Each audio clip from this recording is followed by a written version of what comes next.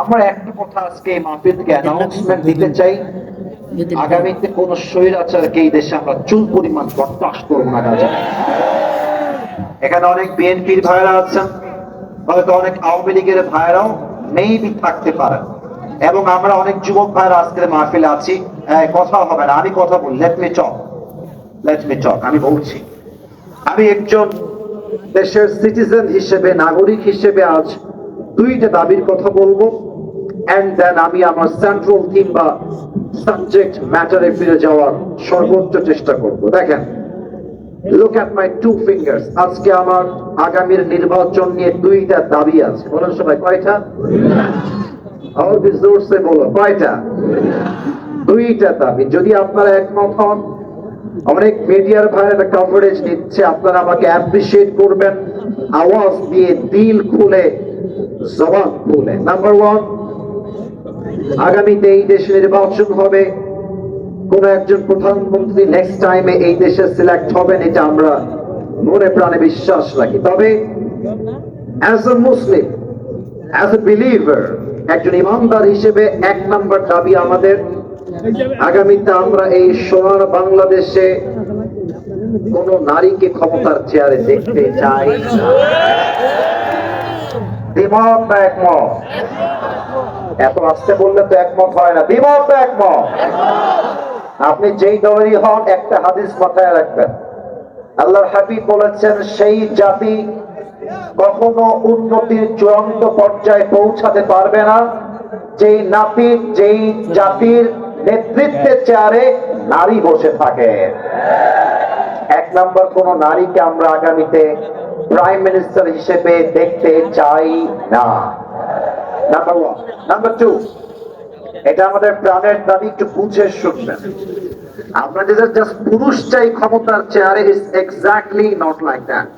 আমরা শুধুই পুরুষ চাই না, আমরা চাই এমন একজন পুরুষ আগামীতে আমার এই বাংলাদেশের প্রধানমন্ত্রী হবেন, যিনি এই দেশের প্রধানমন্ত্রীও হবেন এবং তার যোগ্যতা, তার কোয়ালিফিকেশন এতটা হাইলি কোয়ালিফাইড হবে, তিনি দেশের প্রধানমন্ত্রীও হবেন। At the same time, তিনি চাইলে জাতীয় মসজিদ বাইতুল মুকাররমে দাঁড়িয়ে জুমার খুতবা দেওয়ার যোগ্যতাও রাখবেন। এমন নেতা, let me talk, please, don't shout, let me talk. আমরা এমন নেতা আগামীতে চাই কি চাই না? এবার আমাকে মূল কথায় ফিরে এসে উত্তর দেন। যদি এই দেশের প্রধানমন্ত্রী হয় জাতীয় মসজিদ বাইতুল মুকাররমের খতিব হওয়ার যোগ্য, আগামীতে এই বাংলাদেশের সুদ হার থাকবে? এই গাজীপুরের ভাইয়ারা জোরে বলেন, গাজীপুরের ভাইয়ারা, সুদ থাকবে? ঘুষ থাকবে? চাঁদাবাজি থাকবে? টেন্ডারবাজি থাকবে? ডাকাতি থাকবে? ধর্ষণ থাকবে? পুরো দেশটাই সোনার বাংলাদেশ হয়ে যাবে। এখন আর কোনো ভয় নাই। আগে আমরা হক কথা বললে বলতো যে জামাতিও বলতো, রাজাকারও বলতো, জঙ্গিবাদ বলতো, মৌলবাদ বলতো। একটা কথা মনে পড়ে গেল, আপনারা সবাই শহীদ আল্লামা দেলোয়ার হোসেন সাইদি হুজুরের নাম শুনেছেন না? আল্লাহ ওনাকে জান্নাতের উচ্চ মাকাম নসিব করে পড়ে সবাই। গাজীপুরের মানুষ আসলে অ্যাক্টিভ। আর যে আমিনের সাউন্ড পাচ্ছি আর ঠিক বেঠিকের সাউন্ড পাচ্ছি, এটা ফার্স্ট স্টেপে প্রমাণ হয়ে গেছে গাজীপুরের সন্তান কেউ কাপুরুষের সন্তান নয়, সব বীর পুরুষের সন্তান। শহীদ আল্লামা দেলোয়ার হোসেন সাইদি হুজুর বলতেন, যারা আমাদেরকে মৌলবাদী বলে গালি দাও, আমরা মোটেও রাগ করি না। কেন রাগ করি না? মৌল আসছে মূল থেকে। মূল মানে হলো কোরআন, মূল মানে হাদিস, মূল মানে হচ্ছে আল্লাহ তাআলা, মূল মানে হচ্ছে হিজ লাস্ট মেসেঞ্জার মুহাম্মদ সাল্লাল্লাহু আলাইহি ওয়াসাল্লাম। তো যারা তোমরা আমাদেরকে মৌলবাদী বলে গালি দাও, আমরা হলাম মূলবাদী, তোমরা সব আগাবাদী। এবার বলেন তো, গাছের আগায় শক্তি বেশি না গোড়ায় শক্তি বেশি? উনি বলতেন, তোমরা থাকো গাছের আগায়, মারামারি বেশি করিল না সোনামণিটা, জুলুমের রাজনীতি করিল না, আলেমদেরকে ধরেছে খানায় বন্দী করো না। যদি বেশি বাড়াবাড়ি করো, সময় আসবে এমন 16 কোটি মানুষ গাছের গোড়ায় একটা ঝাঁকুনি দিবে, মামার বাড়ি দিল্লি গিয়ে পড়বা, দিল্লি গিয়ে তারা পড়েছে। অতএব স্পষ্ট ভাষায় আমার আজকে মাহফিলে পায়গাম, স্পষ্ট মেসেজ সবার জন্য। যদি আগামীতে আমার এই বাংলাদেশের ক্ষমতার চেয়ারে কোন স্বৈরাচার বসতে চায়, সেই স্বৈরাচারকে আবার পতন ঘটাবার জন্য এই গাজীপুরের মাটির থেকে একটা শহীদ আবু সাঈদ নয়, দুইটা শহীদ আবু সাঈদ নয়, হাজার হাজার শহীদ আবু সাঈদ মাথায় কাপড়ের কাপড় বেঁধে বুকের তাজা রক্ত দিয়ে শহীদ হওয়ার জন্য আল্লাহর রাস্তায় জিহাদ করতে বাধ্য হবে। কারা কারা শুধু হাত তুলে আল্লাহকে দেখায় দাও।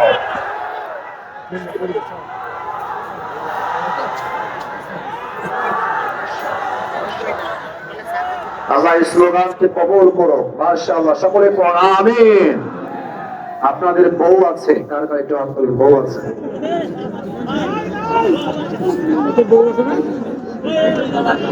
বউ আছে, হাত নামান, হাত নামান। শীতকালে খুব মজায় আছেন আপনারা, আগে বুঝতে। এবার যাদের বউ নাই, খুবই কষ্টে আছে, তারা একটু হাত। একদম চিনি দেওয়া। আমি কি ভুল দেখছি নাকি? কারো বউ নাই? সব রেডি, সব। ইন্না লিল্লাহি ওয়া ইন্না ইলাইহি রাজিউন। হাত নামান, হাত নামান। খুবই কষ্টের বিষয় যুবক ভাইয়ের। আমি মাঝে মাঝে আমার মাহফিলগুলোতে মজা করেই বলি, যার বউ নাই তার কিছু নাই, নাই নাই কিছু নাই।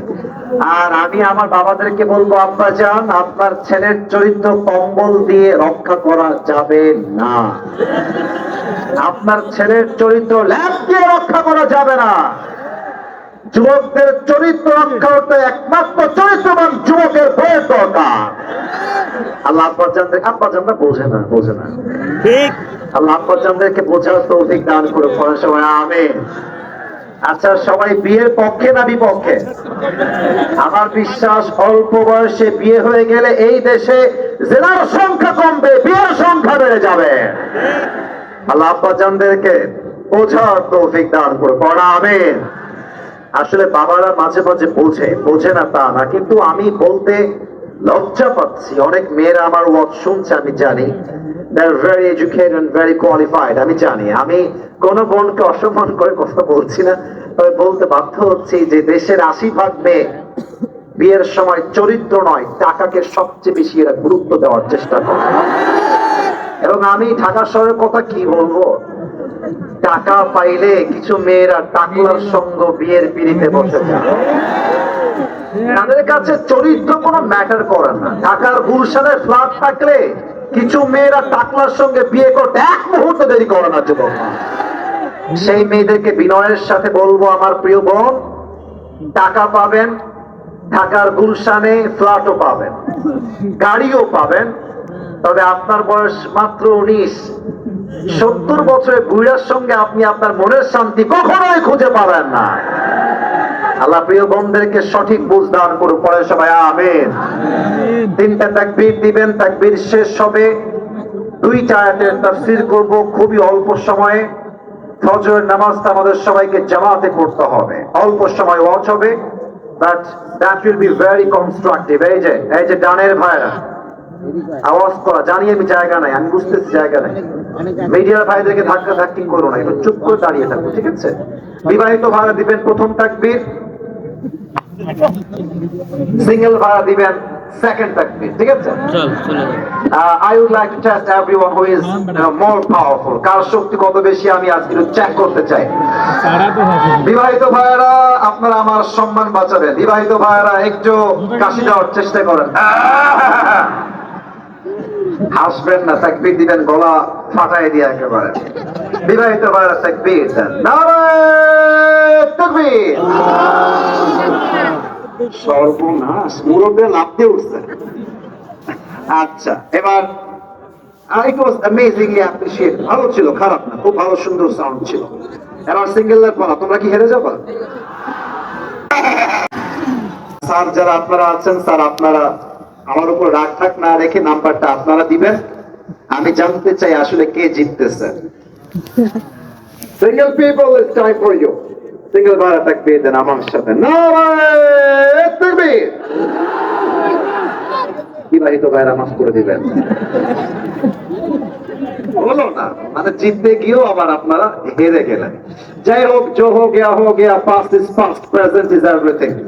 এবার আমরা সবাই মিলে একটা তাকবীর দিব। তাকবীরের আওয়াজের ঠেলায় আমি স্টেজ ভেঙে নিচে পড়ে যাবো।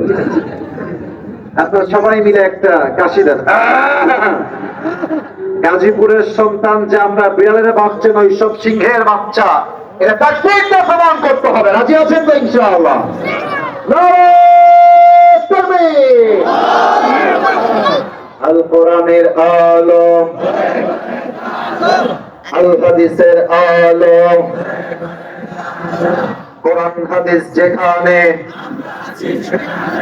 আলেম ওলামা যেখানে, গাজীপুরবাসী যেখানে, আল্লাহ রাব্বুল আলামিন সকলের স্লোগানকে তার সন্তুষ্টির ওয়াসিলা হিসেবে কবুল এবং মঞ্জুর করুন। বলেন সবাই আমিন। আমার প্রিয় গাজীপুরের ভাইরা, আজ আমরা যে সূরা থেকে তাফসীর পেশ করব, আমি সেই সূরায় যাওয়ার চেষ্টা করছি। তবে সবাইকে একটা কথা